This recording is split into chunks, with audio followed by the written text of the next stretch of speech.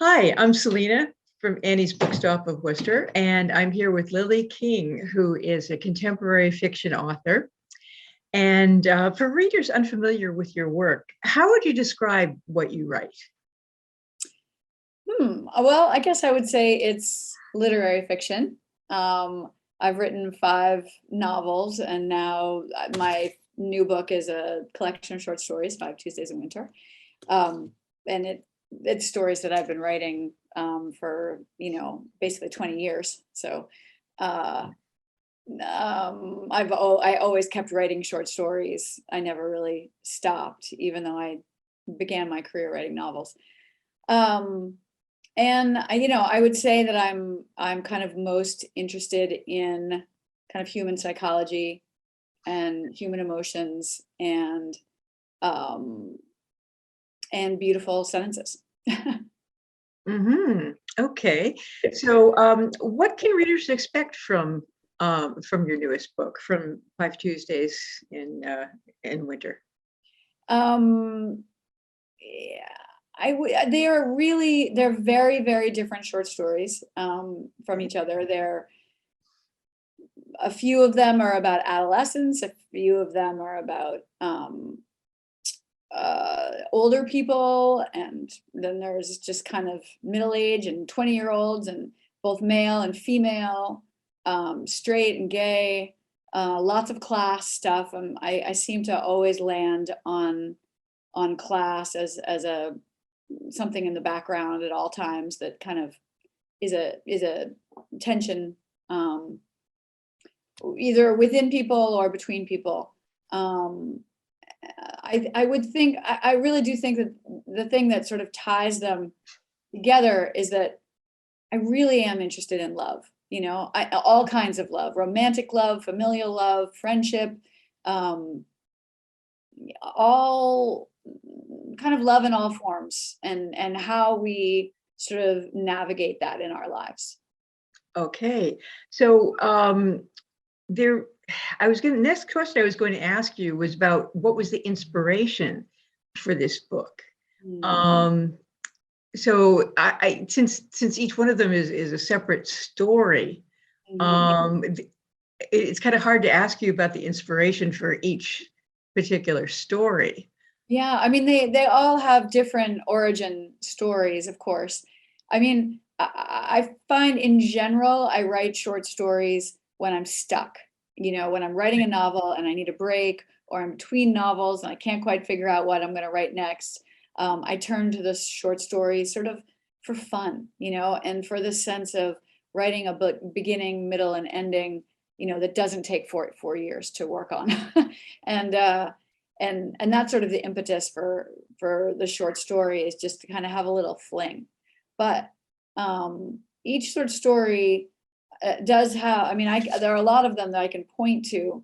When did I get that idea? Like for uh the story When in the Dordogne, which is about a teenage boy whose parents go away, and these people come to take care of him, these college kids.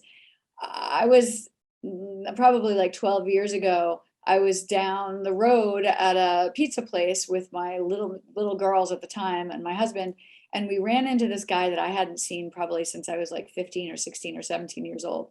And um and I don't know how I talked to him for 5 minutes, but in the course of this conversation, he said, uh, he was referring back to a time when he was a teenager, and he said that his parents had gone away for the entire summer, and that they'd hired 2 college kids to take care of the house. And because I came with the house, he said, they had to take care of me too.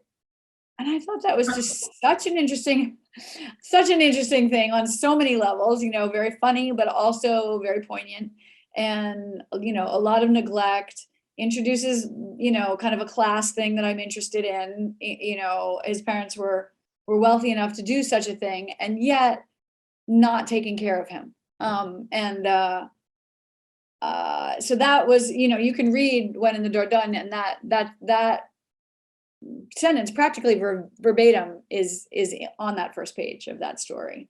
And I Wow. have many stories like that, just one sentence one time by usually a kind of a random person who's not in my life in a normal way, triggers something. And I hold on to it in my head for years. And then one day I sit down and it comes out. And I don't even know why. That's interesting. So what were the steps that you took to take it from your first, from all your inspirations to put it together into a final book? Well, they'd been kind of been gathering, I had published a number of them in magazines, and then some of them were kind of languishing on my computer. And it was time for me to do a book contract for Writers and Lovers. And I just decided with my agent to do a 2-book deal and do the novel and do a collection of short stories. And I just really wanted to get them out there. So that was that, and it's been really great because you publish in magazines and you think that enough people have seen them, but actually, when you publish them in a collection, many more people read them. Oh, And yeah, that's I would really assume so. exciting. Yeah. So, how much research did you have to do for these stories, or did you have to do any? Trying to think. I did some, I have a short story called North Sea, and that takes place in Germany on an island in the North Sea. And I didn't know anything about that part of the world. I've never been to an island off the coast of Germany. And so I did a good bit of research just to kind of find the right place that felt approximately. I mean, I take complete liberties with it, but it helped just to have. I like to have a little bit of knowledge. I don't need to know too much because I know I'm going to make most of it up. But if I can just have a few details that make me feel a little grounded, that's good. And then I can't really think of another story that most of them are really just came right from my imagination. I had to look up with Mansard. I had to do a little bit of research about bridge because I don't really know how to play bridge. And so I needed a few things there, just little tidbitty things here and there, but nothing huge, nothing like Euphoria, a novel I wrote in 2014 that required years and years and years of, reading and thinking. So what was your favorite research story of any of your books? Probably Euphoria. Just because I didn't really think I was ever going to write a novel about it. I was just so interested in this particular moment in the life of Margaret Mead when she was, in Papua New Guinea in 1931 to 33 with one husband and then meets another husband, the only other anthropologist on the whole enormous island. And there wasn't very much information about it. And so it was kind of, it was something that I could really play around with.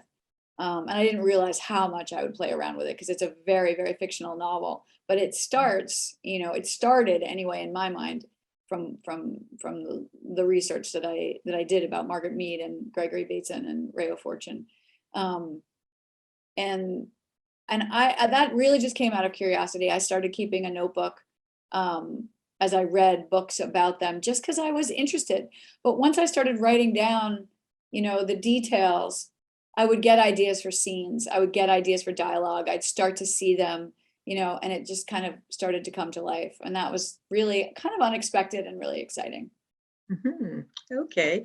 So what was the biggest challenge in writing and putting out 5 Tuesdays in Winter?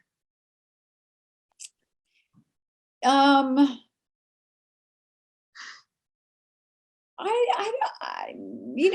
have to say it was kind of my least challenging book just because I'd been writing the stories for many years. A lot of them had been published, so I really didn't want to do a lot of revision because they were already kind of, locked in, and I couldn't see another way. They were already kind of fixed in my mind. Some of them weren't and needed, like Creature, the first one. I worked on the ending of that. I really kind of changed it around, and that was the one I worked the hardest on. but it was really, it was really mostly incredibly enjoyable to work on this book and work on it with my editor, who Elizabeth Schmitz, who's my editor for all of my books, and we just had a lot of fun. And you know, it was, I was just, it was interesting to go back to that old material and to have new material and kind of see how to make a little bit of an arc with each story, you know, how to put it together so it felt like a collection. It's definitely a challenge, but it was it was so much more enjoyable than writing a novel. I just can't even tell you. I'm writing a novel now, and it's just, that's a different beast. So what made you decide 10 stories? They were my favorites. Okay. I had other ones that I really wanted to include, but that's going to be for the next collection, because they needed more work, and it was COVID, and I didn't have a lot in me. I didn't have a lot of gas in my tank at that point to Yeah. really, you know, make it a collection of 15 or 18 stories. So I'm just going to do another one, hopefully soon. Okay, that's my next question. What else could we expect from you in the near future? Well, the near future, probably nothing. I'm literally just at the beginning of a new novel. You know, I'm not even on page 100 yet, and so it'll be a few years, definitely. Yeah, it's very tough nowadays to be able to concentrate on things, actually. It's really true. It really Yeah, is. I understand that one. Now I have some questions for you about being a writer. Oh yeah. What's your favorite part of being a writer on the whole writing and publishing process? You know, I think probably uh, I think my favorite part is a day like today. You know, I wrote for maybe, I don't know. I take a long time to get going, so I was at my desk for several hours before I actually opened the notebook that I write in, and and got going. So I wrote for probably 2.5 hours. I actually like saw the scene and felt it and heard it and was able to write it down.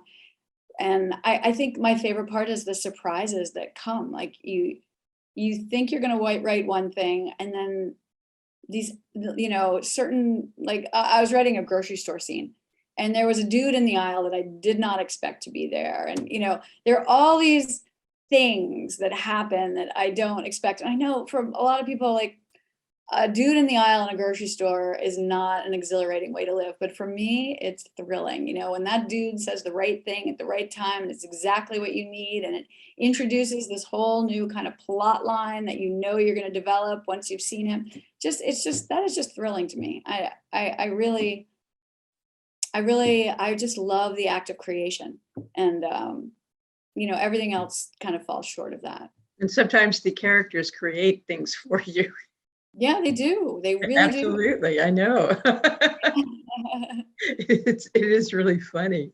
Yeah. So, what do you consider the most challenging part of the writing process, and how do you overcome that? I think the most challenging part is getting rid of the critic, you know, in your head that doesn't want you to put down those words, and doesn't really have any other ideas, just wants to negate everything. And I really struggle with that. And I try so hard to banish, especially the first draft stuff. Just I just try to put down anything, you know, I know I can fix it later, just as long as I get the rough outline of what I'm going for, with a few surprises and a few like good turns of phrase here and there, or a detail or two, you know, I'm happy. And I just uh it's the critic who wants to sabotage you, who wants to tell you that it's no good, um and that today's not the day, and that the project is probably going to go nowhere. and you probably won't publish anything for another 4 years. There can just be a lot of that I've slowly over the years learned to ignore. It's not that it's not still there. I just don't take it very seriously. I don't give that guy much credit in my head. And I think that was the hardest thing for me to learn. That and routine. Like I have to say, this is the second day of writing, for me for so long. Because when I have a novel or a book or, like this book come out, and I'm doing promotion for it, I find it really hard to be in that space where I can write creatively. And I always tell myself I'll be able to do it, and then I'm not able to do it. And I just can't find the routine. And I really for a long, long time now, I fell out of my routine, and I've just gotten it back. And creating those habits and making them just like automatic is really the most essential thing for me to write. And it's the most challenging thing because there's so many other temptations. But those are the two things: the critical voice and the falling out of a routine. Those are my biggest challenges. You really have to be so self-disciplined, and, Yeah. and just it's very, very tough. Yeah. And I know that so many people are so critical of themselves that that if you're so critical, you would never write anything. Exactly. So, Exactly. yeah, so you can't Yeah. do that. You have to just let it go and Yeah. just write, and just say, I don't care if you have to write for yourself.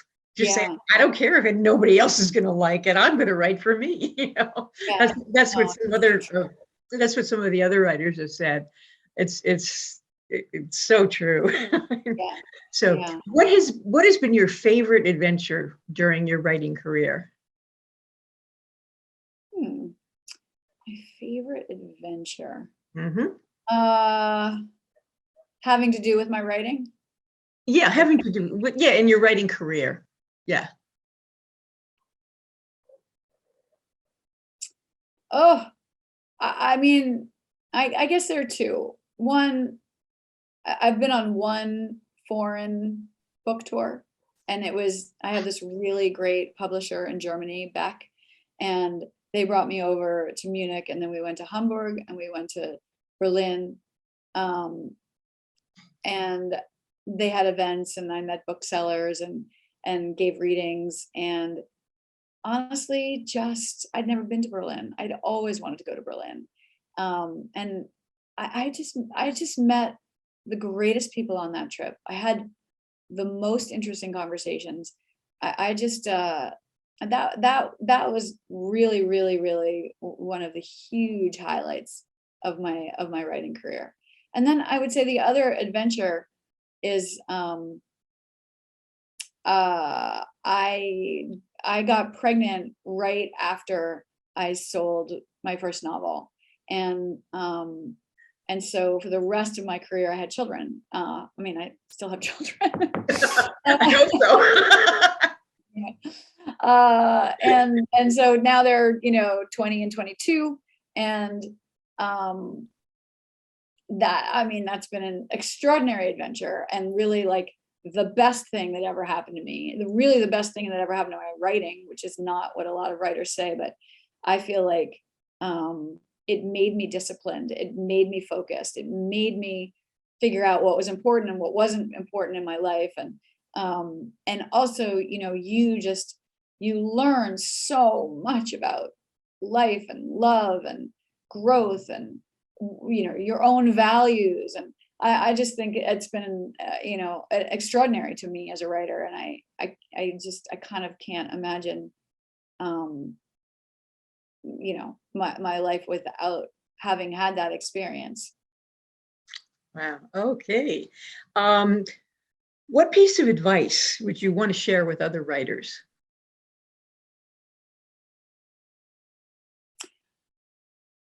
I really think that the biggest problem I hear from students and from people who come to my readings who are writers and wanting to write, is the sitting down and doing it. I mean, that seems to be the biggest challenge. And I really, like I said before, developing those habits, figuring out a time of day every day or 5 days a week. I just write 5 days a week. I take the weekends off. I have banker's hours. But if most people obviously have a full-time job doing something else. So mornings, nights, weekends, whatever works for you, even if it's half an hour, 15 minutes, just developing a habit where at this time, at this day, that you're sitting down and writing. And I was listening to this Hidden Brain podcast yesterday, and he interviewed somebody who has done all this research on kind of establishing routines and habits and willpower, like how to do what you want and how to stick to resolutions and all that kind of stuff. And one of the things this researcher said was that what can be really helpful is attaching your new habit onto an old habit. So like if you drink coffee in the morning, just drink coffee and write, or if you exercise every afternoon, then just exercise, then write. And so, you get a good trigger. Like I drink tea every morning and I always drink while I write. And so whenever I'm drinking tea, if I'm not writing, I always want to write. Like it's just an absolute Pavlov dog thing. And if I pick up a pencil, same thing, I write by pencil in a notebook. And if I hold a pencil, not a pen, but if I hold a pencil, I just immediately want to write fiction. And so developing kind of those connections and those stimuli and habits, I think is really, really important. Great idea. Now, are there any groups, clubs, or organizations that you'd recommend to other writers that have helped you in your career? Well, yeah, I mean, I definitely recommend forming your own writers group. That's been essential to me. I've had a number of writers groups, but I've lived here in Maine for almost 20 years. And I think I started a writers group, I don't know, in 2004 or 3 or something like that. And we still have it, still going. And I think that's essential to have people who will read your stuff and give you really, really good feedback. And then, if you're thinking about an MFA, I would say that is a fantastic idea. I got a lot out of mine. I think you just learn so much. And then there are just a lot of good writing centers all over the country, and places that have creative writing classes, places where you can teach creative writing to kids or to adults and meet other writers. And I think those places are really essential for other writers. I think community is key. And finding a good bookstore, hopefully that they have readings, going and meeting other authors, all of that. I just think, trying to live as literary a life as you can is the best thing. Mm-hmm. Yep, that's a great idea. Now I have questions about you as a person. What is one thing that most people don't realize about you? I have no idea. I don't think people really think about me very much. That's a tough one.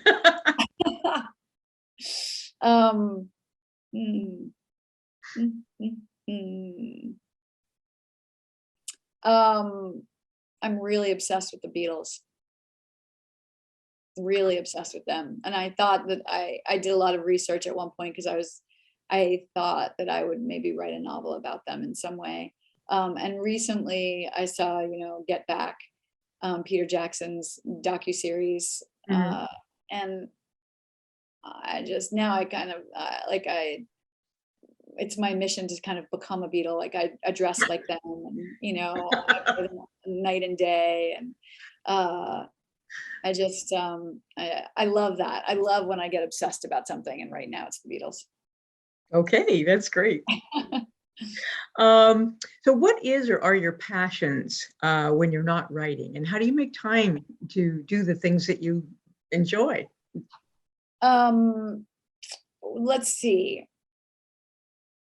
Obviously, I love to read very, very much. I like to exercise. I love to run. It's Maine and it's winter and it's gross out. And I'm kind of bummed because I haven't been able to run for a couple of weeks since we've had a lot of snow.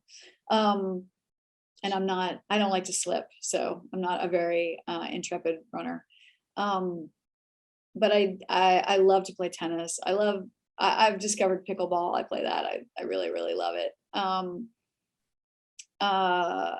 I love the guitar, and I I'm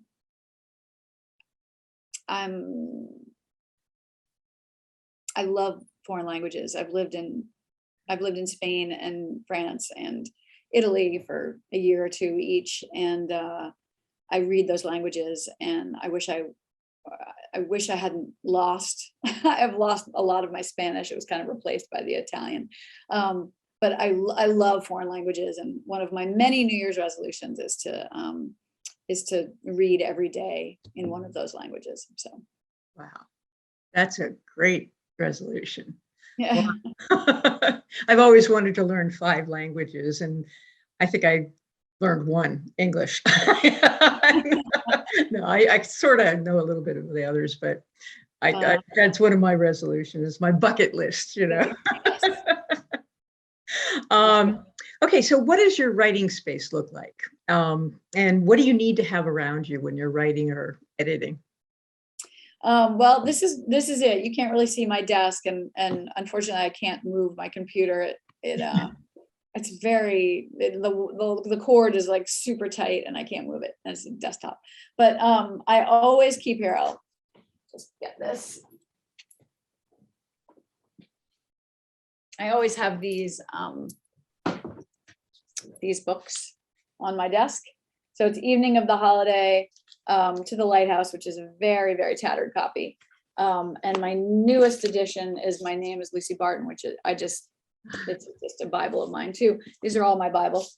And I just like having them on my desk because they help me remember why I write, and I can just open any one of them in any page and just feel like, oh, okay, that's what I'm trying to do. I'm just trying to write a good sentence.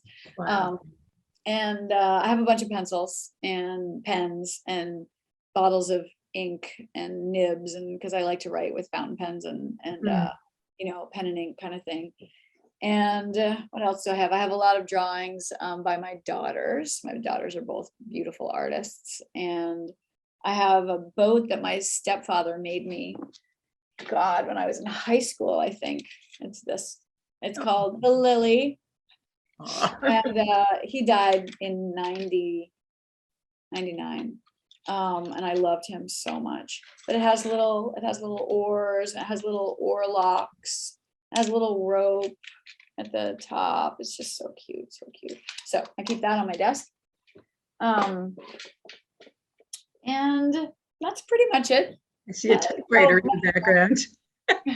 I see a typewriter back there. Yeah, that typewriter. I wrote a timeline on that typewriter, and I really think that typewriter, like, kind of brought out a new voice for me for some reason. Writing on that typewriter, it was really, really fun. And I've written a couple of scenes of my new novel on that typewriter, and it really brings out something different. I really like that a lot. I like to switch it up, and write in different ways every now and then when I'm stuck. Now, do you need to have any particular food or drink with you when you're writing? Always a hot tea, like a hot black tea, and in the summer, iced tea. But yeah, like a strong caffeinated tea.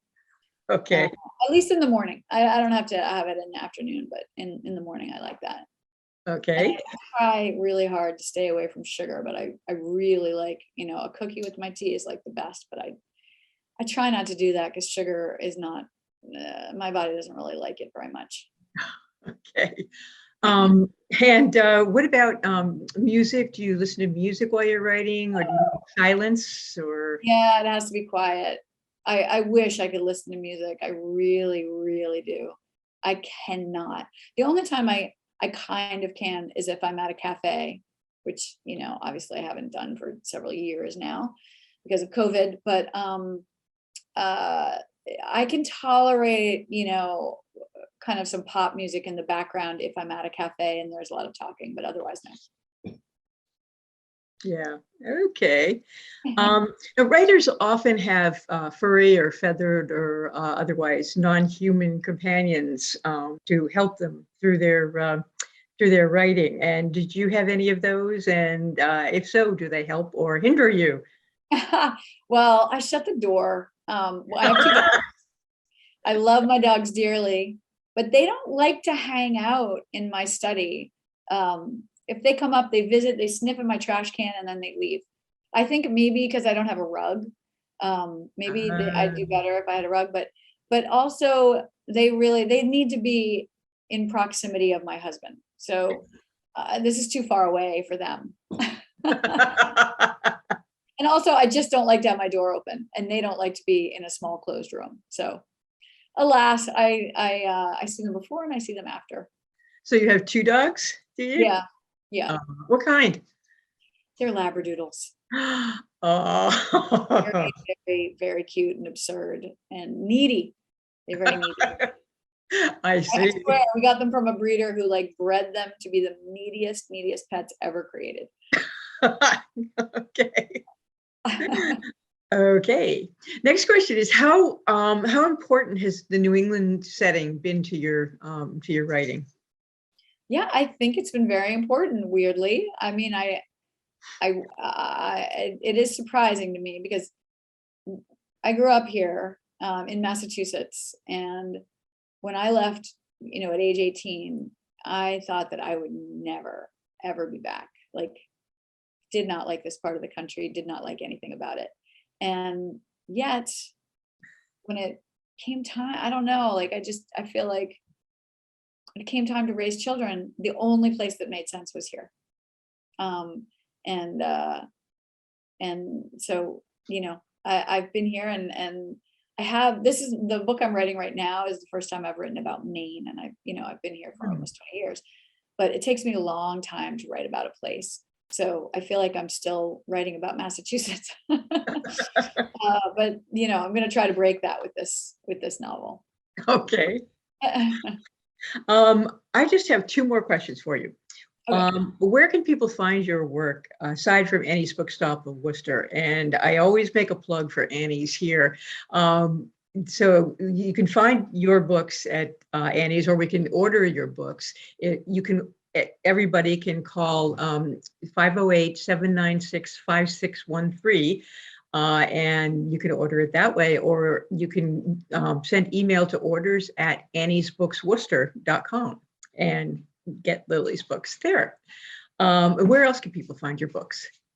Well, any independent bookstore, should carry them. I really recommend independent bookstores, your local bookstores, or if you don't have one, finding an independent bookstore online. I'm sure, people know that that's a tough business, and Amazon isn't helping anybody stay in business who runs an independent bookstore. So if you can just support them as best you can, it's so important. Absolutely. Yeah. Okay. My last question is, how can we follow your work and share your awesomeness? Well, I have a Facebook page that I rarely contribute to, and I have a Twitter feed that I also rarely contribute to. Same with Instagram. But every now and then I pop up when I have a new book out, or when I have an event, or I'm interviewing somebody else for an event. And hopefully in a couple of years I'll have something else. And I'm sure you'll point everybody to our interview. Oh, yes. Oh, I also have a website. Forgot about that. lilykingbooks.com. Right. Okay. Sounds great.